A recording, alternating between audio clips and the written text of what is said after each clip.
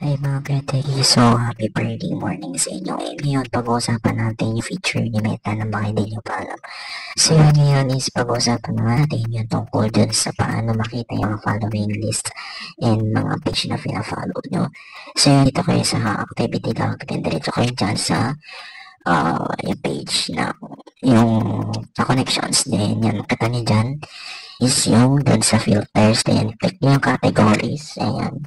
Tapos, click nyo yung dalawang yung people who follow you and then who you follow and unfollowed. So, yan, makita nyo dyan yung mga page na pina-follow nyo mismo and yung mga na-follow mo na.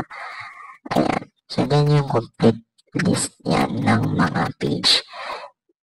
Andyan din yung mga minsan yung mga ina-send friend request kasi minsan mga ngayon kasi is talamak na din yung tungkol dun sa professional dashboard. So, imbes na in-add nyo, is nalagay siya as follow. Yun kasi yung feature ni professional dashboard or yung parang nagiging page yung isang account na sa Facebook.